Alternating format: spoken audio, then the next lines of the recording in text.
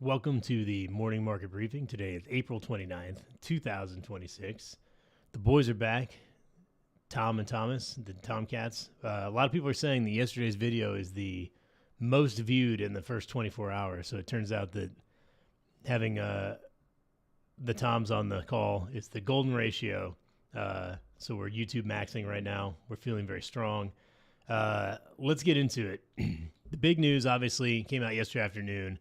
And it's one we should probably hover over for a little bit, but the United Arab Emirates is choosing to exit the Organization of Petroleum Exporting Countries, OPEC, which formally is a cartel. Now, cartels typically have a negative connotation because they're almost always involving drugs or human trafficking, but in the formal definition of a cartel, they're a group of market participants who are choosing to fix prices and not compete with each other, and so they can all make more money. Well, the United Arab Emirates has basically said, after 60 years, given everything that's going on with Iran and the production quotas, their inability to increase output, and all the tensions in the Middle East. I mean, including they're not exactly buddy-buddy with Saudi Arabia, especially over oil policy.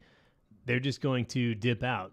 And I'll be honest, I'm not really quite sure what Venezuela's status is in OPEC right now, since they're arguably the 51st state at the moment, being run by either Donald Trump or Marco Rubio, depending on who you ask. We've taken over some of their OPEC-ness by taking the reserves. Yeah, so I would be not surprised if you saw Venezuela exit OPEC as well. But, I think while that seems like maybe perhaps negative news for oil, and we're going to have oil popping off a little bit again today, I think in the long term that's going to be net beneficial, because you basically had the biggest oil producing countries, ex-US, deciding how much oil is going to be produced and setting a hard floor on the price.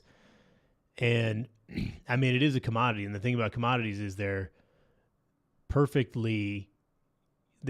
competition, because you're basically getting the same thing. Think about bottled water. When it first came out, everyone was like, ooh, bottled water, it's so fancy. Look at us drinking water out of plastic bottles. But then, and Coke made a lot of money on it, and Pepsi made a lot of money on it. But at the end of the day, no one cares really what kind of bottled water you get. You go get a Poland Spring or a Dasani, and you're basically getting tap water filled with chlorofluorocarbons.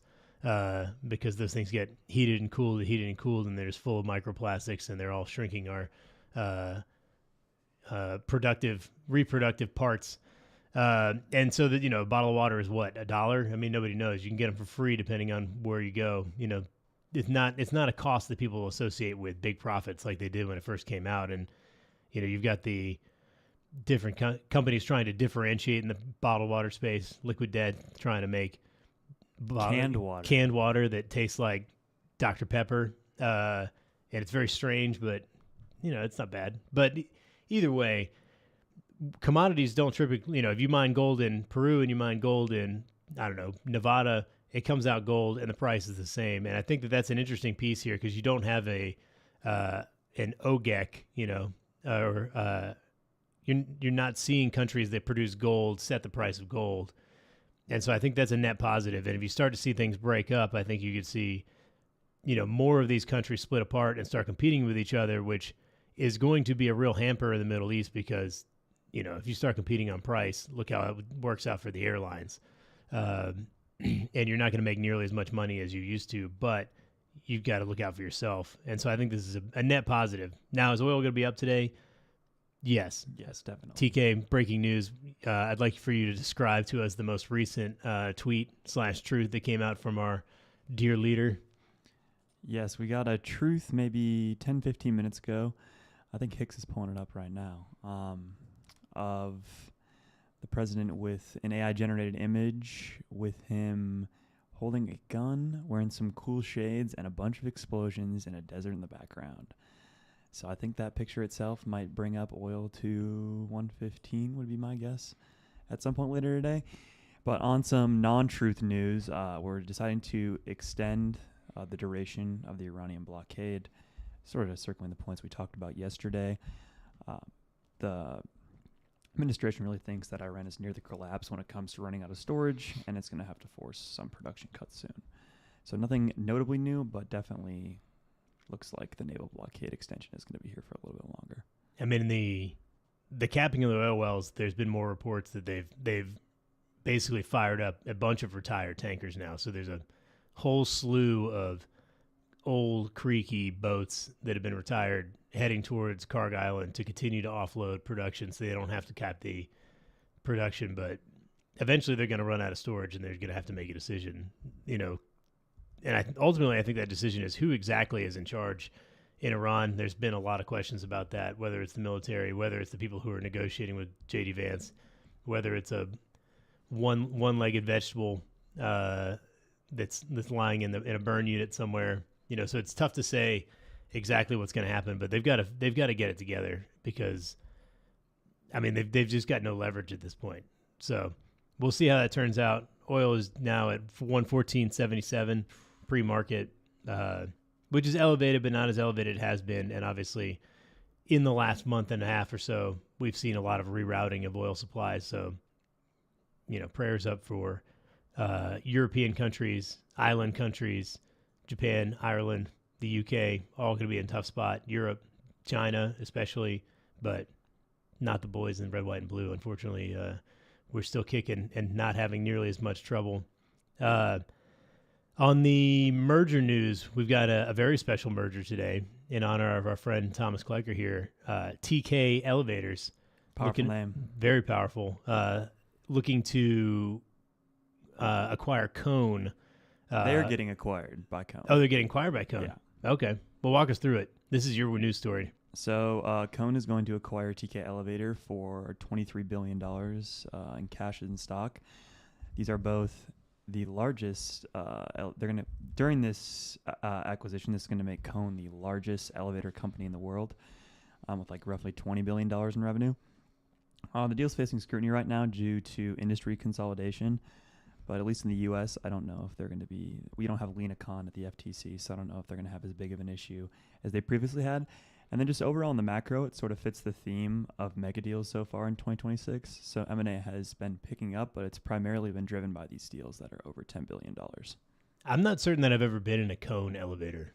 I don't even know. And they must be big in the UK, where they call them, or I guess Europe, where they call them lifts. I think they're based out of Finland. Okay. So maybe they're the UK market too. And we talked about this before the call, but TK was a good name change because the original company name was, and I looked it up on YouTube, ThyssenKrupp, which is spelled THYSSENKRUPP. And you've definitely seen that name before when you've been inside an elevator and probably thought, I'm not going to try to pronounce that. But, they basically, at least in the States, compete heavily with Otis Elevator, which I believe was spun off from Harris when they merged with L3. It was a few years ago. They spun off from somebody. It was either that or the Carrier. They split off from Carrier air conditioning. I can't remember exactly what that deal was, but Otis is a separately traded company now. But Otis Elevators, based here in these United States. So next time you build your own building, let's win one for the manufacturers and the good guys in the United States, and not this giant Finnish now. Now with a lot worse name too. You might as well not even go. Yeah, Cone is a terrible name for an elevator. Now they made Cones. Cones is a great name for a company.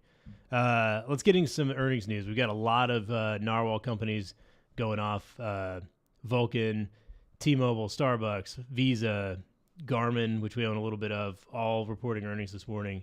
What are the highlights there, TK? Man, so I feel like just the overall highlight so far is analysts in the market do not really care about your current quarter. It's mostly about your guidance going forward. I think that the uncertainty with the consumer for a lot of analysts and the uncertainty of the market right now is really pushing past a lot of the gains. I mean, there's been a lot of really strong quarters and a lot of mixed reactions from that. So starting off with T-Mobile here, the company raised their full year guidance, adding a lot of postpaid accounts and broadband additions.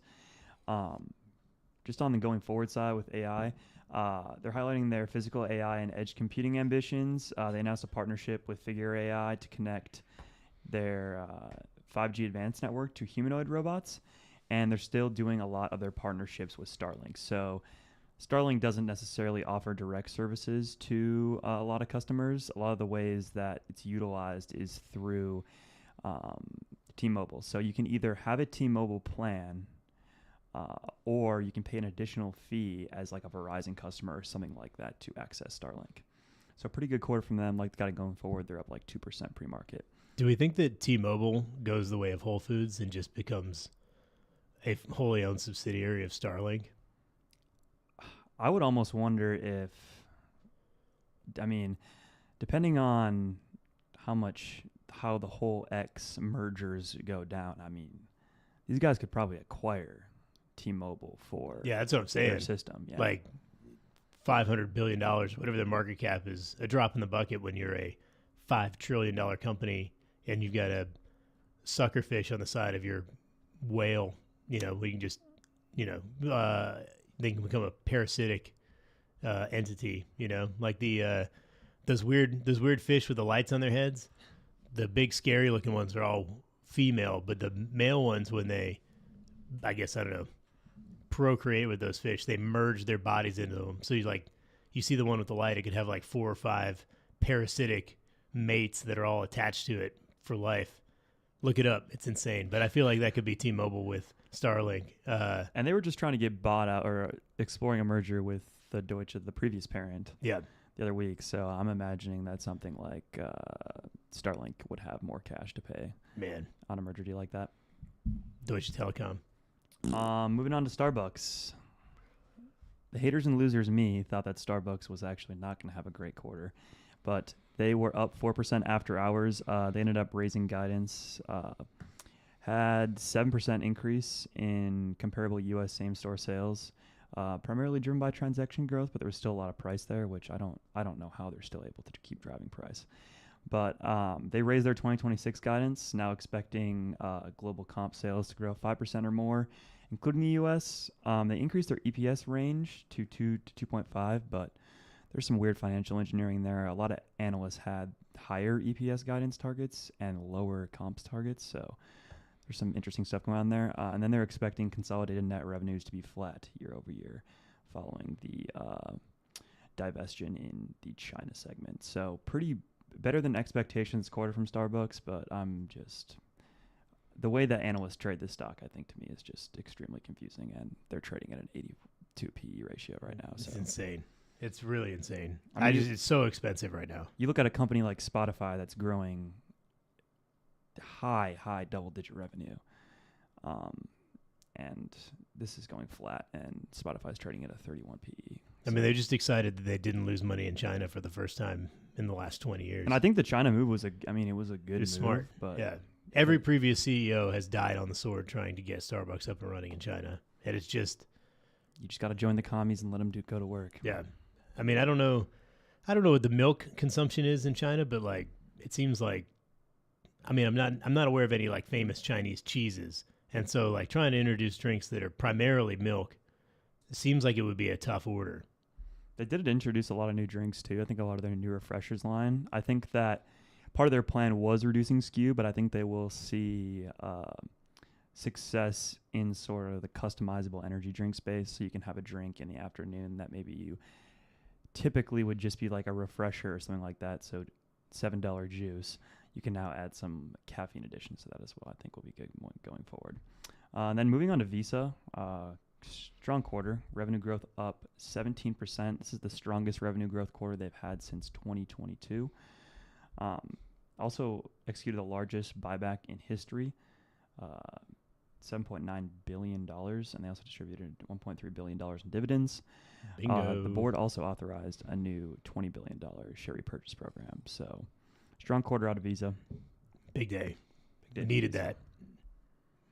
Then moving on to Garmin, same theme here. They had a really strong quarter, but when these companies, at least so far, have had a strong first quarter and they don't raise their full year outlook, that's somehow an indicator for analysts of weakness. So they're down 2% this morning, but really strong growth in a lot of the segments, a lot better than I was expecting. Yeah, I was shocked by this. I saw the numbers and I thought, man, they're just absolutely crushing it. I mean, up 42% in revenue for fitness.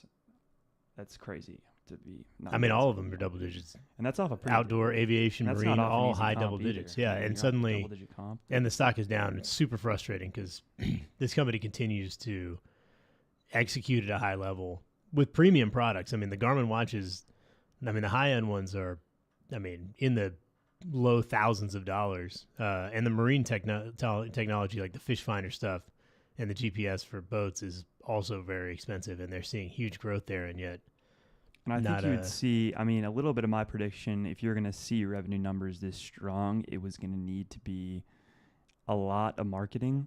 Operating margin was down to 24.6 compared to 28 last quarter, but that's not, I mean, historically for them, that is not bad whatsoever. Frustrating. What else is top of mind? Anything else heading into today? We got the Fed meeting this afternoon. I don't expect to see anything interesting from that, but we'll, as always, we'll recap Jay Powell's commentary. We'll see. We'll see. Potentially, we'll see if Kevin Warsh gets in. But it looks like they're trying to clear the path to get Jay Powell out, so he can go ride his bike around homeless people, and see what else there is out there for him. I mean, he's getting long in the tooth. I think it's time to set sail. But we'll see what happens. Other than that, today it's the biggest day of the year, probably. I mean, we got Vulcan, Garmin, Google, Microsoft, Meta, Amazon.